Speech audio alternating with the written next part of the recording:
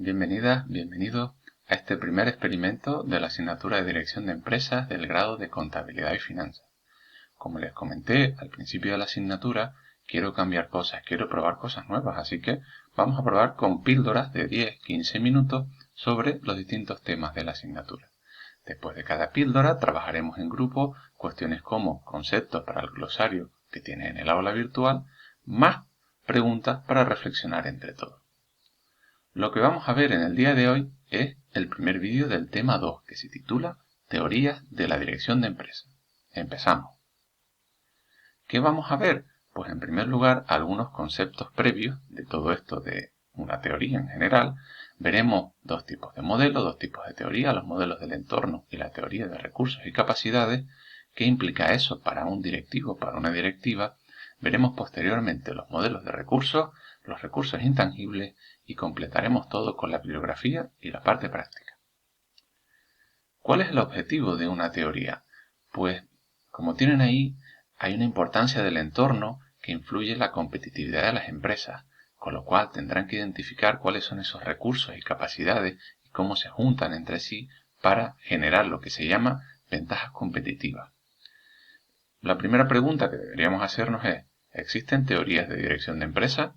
Bueno, ya hemos definido a la empresa como una unidad económica y social que conforman, recuerden, una serie de factores y elementos, sobre todo, lo importante, las personas, que además se localizan en un espacio concreto, que siguen un esquema organizativo, y todo eso con el objetivo de alcanzar unos objetivos determinados, unos objetivos que vienen determinados sobre todo desde la dirección. ¿Y qué entendemos por teoría? Pues un conjunto de ideas que explican un fenómeno, que están deducidas a partir de una observación, de unos datos, de la experiencia o del razonamiento lógico. En definitiva, no es nada más que una serie de leyes que nos sirven para relacionar cómo se realizan algunos fenómenos, ¿no? Pues imagínense la prehistoria, las teorías científicas estaban muy cerca de la religión, ¿no? ¿Por qué surgía el fuego? Pues bueno, porque había un dios que mandaba un rayo, etcétera, etcétera. Veremos ahora los distintos elementos de una teoría. ¿Para qué sirve una teoría? ¿No? Acabamos de verlo.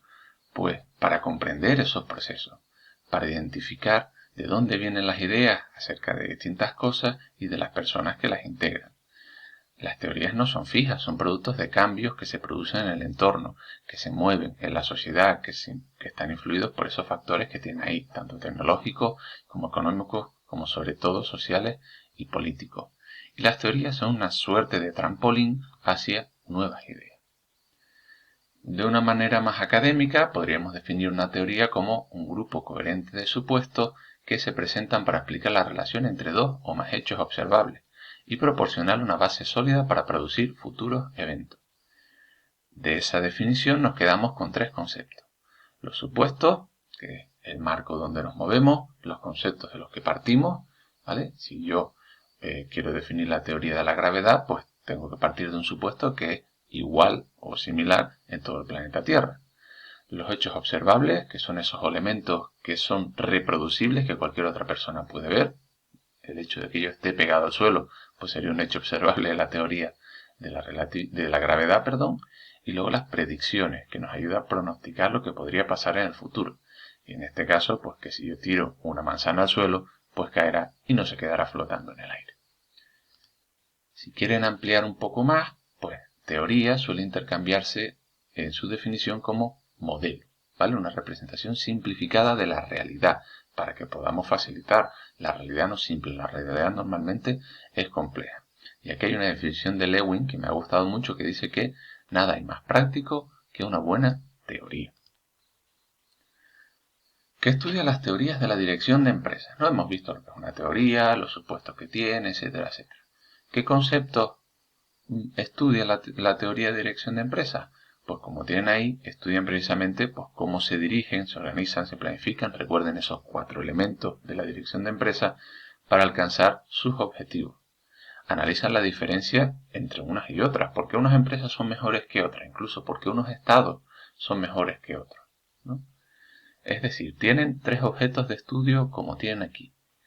¿Por qué una empresa se posiciona de manera ventajosa en el mercado? Una vez que se ha posicionado, cómo se mantiene o defiende esa posición y cómo se mejora.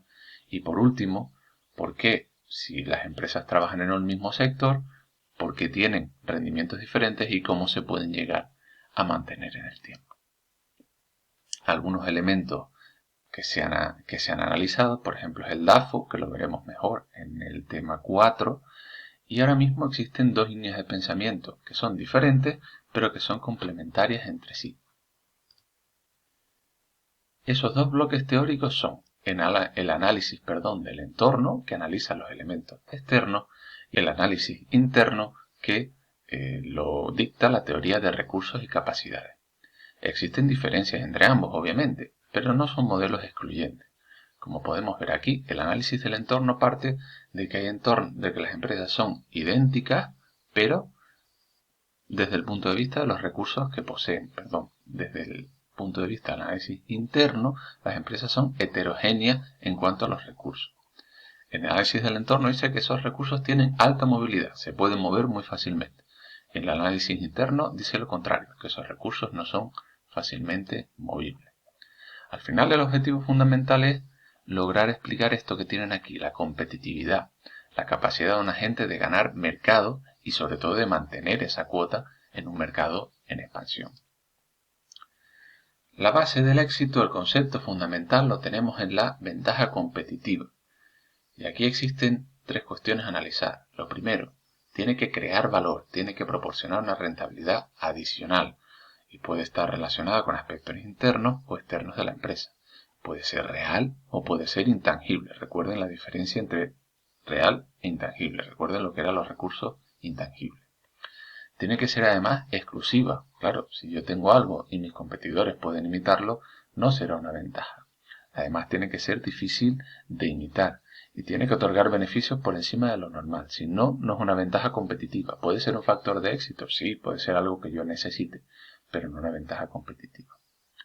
Las características de esa ventaja son que está relacionada con un factor clave de mercado, que tiene que suponer, como acabamos de ver, una diferencia y tiene que ser sostenible en el tiempo, ¿vale? No puede ser, digamos, una estrella fugaz. Hay dos condiciones para que una ventaja competitiva sea efectiva. Lo primero, que sea escasa, que sea un recurso que no esté al alcance de todos los competidores. Si todos pudieran tenerlo, pues podría ser una condición para competir, pero no un elemento que nos diferencie de otros competidores. Y en segundo lugar, tiene que ser relevante, tiene que ser útil para competir en nuestro mercado y además relacionado con algún factor clave de éxito de la industria. En el tema 2, en la práctica de la semana que viene, pues veremos la ventaja competitiva de algunas de las vacunas. Ese será el siguiente trabajo que tengan que hacer, pero no vamos a adelantarlo. ¿De qué depende que una ventaja dure en el tiempo? En primer lugar, de que existan barreras a la imitación, es decir, alguna cuestión como copyright, etcétera, etcétera, que nos impida o que les impida a los competidores imitar lo que tenemos. En segundo lugar, dependerá de con quién vamos a competir. Si son competidores pequeños y nosotros somos una empresa grande, pues es más normal que nuestra ventaja dure en el tiempo.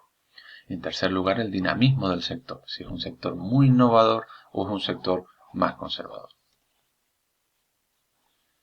¿Cuáles son esas características de los factores que dan lugar a la ventaja? ¿Cómo se transforma un factor que tenga la empresa o un recurso en una ventaja? Lo primero, a lo largo del tiempo gana o pierde utilidad, lo que se llama la durabilidad. En segundo lugar, puede ser transferida a otras empresas, puede ser reproducida por otras empresas. En tercer lugar, puede ser imitada por otras empresas. En cuarto lugar, hay otros elementos que nos permiten hacer lo mismo, aunque no sea nuestra ventaja concreta. En quinto lugar, puede combinarse con otros recursos empresariales o es algo que funciona individualmente.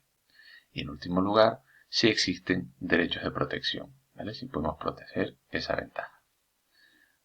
Ampliando un poco más, existe también el factor de ser la primera en llegar. Claro, puede ser una ventaja que sea fácilmente copiable, pero si yo soy la empresa que ha llegado primero y la gente asocia esa ventaja, ese factor conmigo, ¿vale? Por ejemplo, la Coca-Cola, bebidas de cola hay un montón, pero la Coca-Cola fue realmente la primera y eso le concede una ventaja sobre todo reputacional. Las patentes, o los derechos de propiedad hacen que esa inversión sea rentable, ¿vale? Si nosotros podemos protegerla, pues al final podemos rentabilizar nuestra inversión. Algunos ejemplos que podemos encontrar pues pueden ser la calidad superior del producto, el valor de marca, si está orientado o no al cliente, si tenemos contratos de distribución de larga duración, es decir, que no sea un acuerdo corto, si hay monopolio, ¿vale? Antes de que ustedes nacieran, las telefonías era un monopolio, Iberia era un cuasi monopolio, la luz era cuasi un monopolio, ¿vale? Es decir, que las cosas han cambiado, pero ahora mismo, pues en países como por ejemplo en Andorra, que lo hablábamos ayer, por ejemplo, creo que la red eléctrica es un monopolio. Bueno, pues hasta aquí ha llegado el tema de hoy. Ahora vamos a la parte práctica y antes de ello pues tendremos también preguntas. Espero que les haya gustado, discúlpenme por errores porque es el primero que hago, entre 20 y 30 veces el inicio y nada, nos vemos ahora en clase. Hasta ahora.